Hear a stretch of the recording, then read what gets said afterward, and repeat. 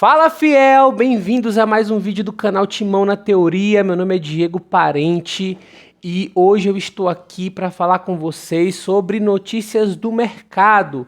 Com a saída do Jô agora há poucos dias, o Corinthians tem se movimentado para trazer um centroavante aí para a janela que se abre em 18 de julho. Então o Corinthians tem até esse dia, né, para ir avaliando no mercado quais são as possibilidades. E alguns nomes já estão sendo ventilados pela imprensa, né, a partir de algumas apurações que foram feitas nos bastidores do Corinthians. E é sobre esses nomes que a gente vai falar aqui agora, fazer uma pequena análise deles.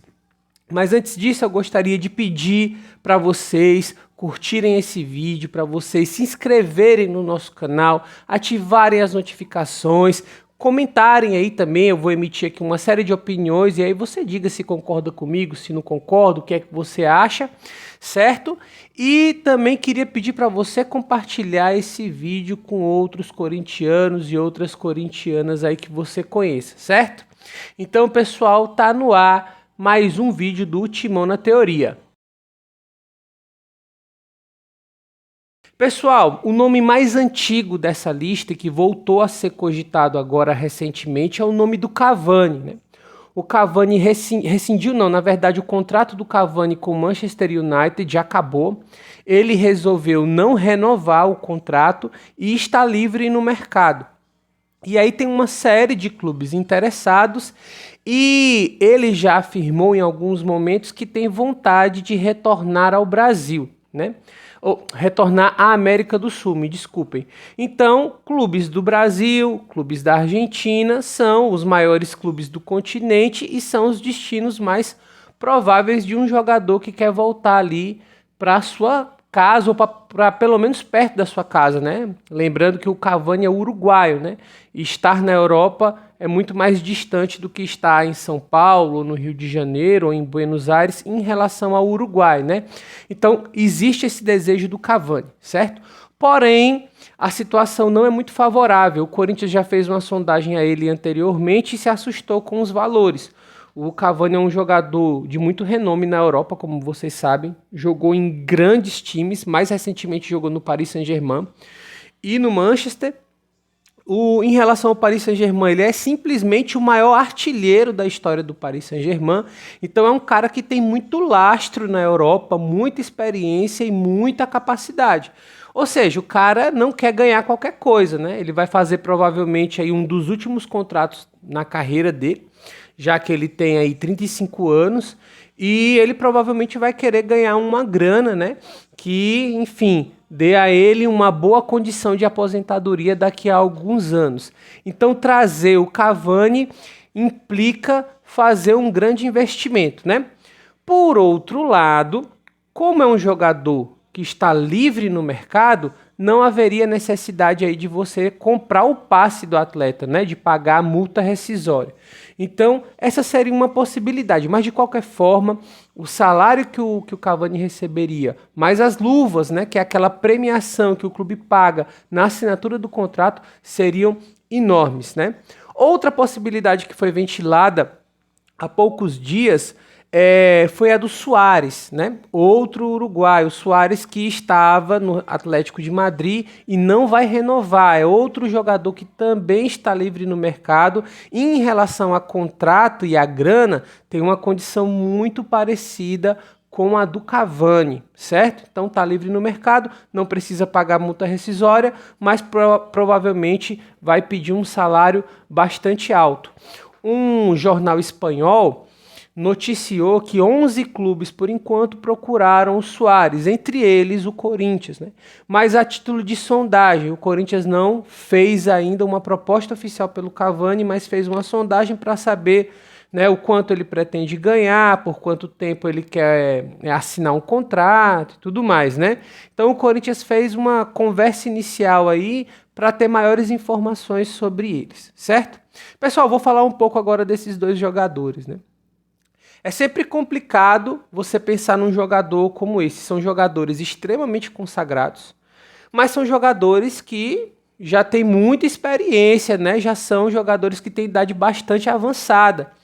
Então os dois já estão na casa de 35 anos. Então contratar jogadores desse tipo, com essa idade, é sempre um risco muito grande. E eu acho que é uma aposta válida. Mas se você tem um time que é capaz de absorver um jogador dessa idade, né? O Corinthians, como todo mundo já sabe, tem jogadores já com muita idade no elenco. Você tem o Paulinho, você tem o Renato Augusto, o Juliano, o Cássio, o Fagner, o Gil. Você tem uma série, tem outros ainda que eu não falei, que são jogadores de idade avançada. Isso faz com que o time tenha dificuldades físicas, né? Ainda mais num calendário como o brasileiro, que é muito extenso. E aí você receber outro jogador com essa idade, eu acho um pouco complicado. Eu não vejo com bons olhos. Se eu fosse da direção do Corinthians ou da comissão técnica, eu não iria querer nem Cavani nem Suárez, apesar de toda a qualidade técnica. Eu acho que o Cavani e o Suárez se encaixariam em um time mais jovem, mais viril, mais intenso, mais veloz, que ia possibilitar a eles, né, uma tranquilidade maior ali, menos marcação. Vocês sabem que o futebol hoje em dia é muita intensidade, que exige, desde o centroavante, a marcação. Então o centroavante precisa correr, precisa brigar, marcar os zagueiros, a saída de bola. Então esses caras hoje eles já têm uma dificuldade de mobilidade. Veja bem que eles já viveram o auge deles na Europa há uns anos atrás. Eles não são os mesmos de sempre, né? Eles não estão vivendo o auge da carreira. O Cavani passou a última temporada sendo reserva do Manchester e o Suárez passou a última temporada sendo reserva do Atlético de Madrid. E aí alguém pode dizer que o futebol brasileiro tem um nível técnico inferior. Provavelmente tem mesmo um nível técnico inferior, de fato tem, mas não tanto assim, não é um abismo tão grande. Mas o futebol brasileiro ele é muito duro, ele é fisicamente muito pegado, muito pesado. Os times são sempre formados com assim, muita precipitação, então são pouco entrosados, pouco organizados. Nenhum jogador que venha para o futebol brasileiro tem uma adaptação fácil, né? Principalmente acostumados a jogar em grandes times, times organizados, com grande qualidade técnica, capacidade tática, então nunca é fácil. Nesse momento eu daria prioridade a um jogador mais jovem, que eu acho que é o Corinthians está precisando. O Corinthians está precisando dessa energia, dessa força. E um centroavante nesse momento eu acho que seria muito mais, contribuiria muito mais se fosse mais ou menos nesse perfil. Eu acho que o Corinthians, nesses últimos anos, deu uma freada nas contratações, né? Contratou jogadores sem um contrato em andamento, o que barateou essas negociações, então fez pouco investimento. E eu acho que talvez tenha chegado a hora de o Corinthians fazer, de fato, um investimento importante em um jogador mais jovem que tenha uma condição técnica e física de suportar grandes jogos, grandes campeonatos, que é o que está acontecendo com a gente agora, né?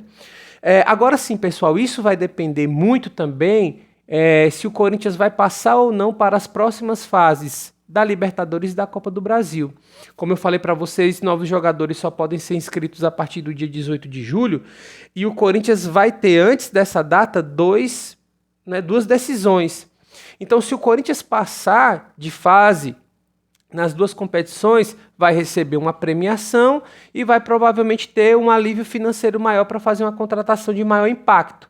Se o Corinthians não passar, aí perde a premiação pela classificação nos campeonatos e aí vai ter menor poder aquisitivo para fazer as contratações. Então, a gente vai esperar. Por enquanto é tudo muito mais rumor do que uma certeza, mas a minha opinião é essa, né? Eu procuraria um jogador mais jovem, mais forte, que tem condições de aguentar o calendário brasileiro, o ritmo de futebol que é muito pesado, certo? E ainda mais nesse contexto de jogadores já muito experientes no elenco do Corinthians, beleza? Pessoal, uma coisa que é mais concreta e que me preocupa mais e que também aí tá nos noticiários corintianos é a venda que o Corinthians está preparando do Bruno Mendes para o Inter, né?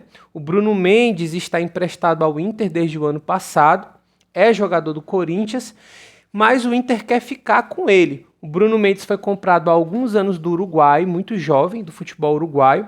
O Corinthians gastou uma grana nele. Na época, o Corinthians pagou 17 milhões de reais pelo Bruno Mendes. Já foi um investimento alto. E o Corinthians contava que ele ia chegar a jogar e futuramente ia ser vendido por uma boa grana. Mas o Bruno Mendes não se adaptou bem ao Corinthians, ficou muito tempo na reserva e quando foi emprestado ao Inter, voltou a ter muito destaque, né? E por que isso me preocupa? Me preocupa por uma outra situação de venda, né? O João Vitor está prestes a ser vendido ao futebol português. Como vocês sabem, Porto e Benfica estão brigando pela contratação do João Vitor, então provavelmente vai vir uma proposta considerável pela transferência do jogador lá para Portugal, né? Então, a gente vai ficar sem uma opção muito importante na nossa zaga, que é o João Vitor. Nós vamos ficar com o Gil, com o Raul Gustavo e com o Bambu. Cara, que o Bambu é muito fraco tecnicamente. O Bambu é um jogador muito abaixo, sabe, da crítica. Não tem a menor condição de jogar no Corinthians, assim, falando sinceramente e diretamente. Eu gosto sempre de respeitar os jogadores, né, porque ali tem um ser humano e tudo mais, mas é um jogador muito fraco e não tem condições de jogar no Corinthians. É ruim defendendo, é ruim passando, é ruim em todos os fundamentos, então não tem a menor condição. Agora, e aí o Corinthians perdendo o João Vitor e perdendo o Bruno Mendes, vai ficar somente com o Gil e com o Raul Gustavo, e na falta de um dos dois, e vocês sabem que o Vitor Pereira faz um revezamento, nós vamos ter quem? O Bambu e mais ninguém, né? Então, me preocupa essa venda do Bruno Mendes. Eu acho que o Corinthians deveria fazer uma escolha, ou vende o João Vitor, ou vende o Bruno Mendes. Os dois não têm a menor condição, e aí a gente vai ter um golpe muito forte no nosso elenco e pode reverberar aí no desempenho do time em campo, né? Pessoal, então o que temos em relação a negociações de forma mais concreta são essas que eu trouxe aqui para vocês, dei minha opinião. Se você concorda, diga aí. Antes de sair do vídeo, por favor, curta, siga o nosso canal, se inscreva, ative as notificações mais uma vez e compartilhe, certo? E dê sua opinião sobre tudo que nós discutimos aqui. Qualquer momento eu posso voltar com novidades e caso não aconteça, amanhã eu volto com os comentários do próximo jogo, certo? Valeu, pessoal, até mais.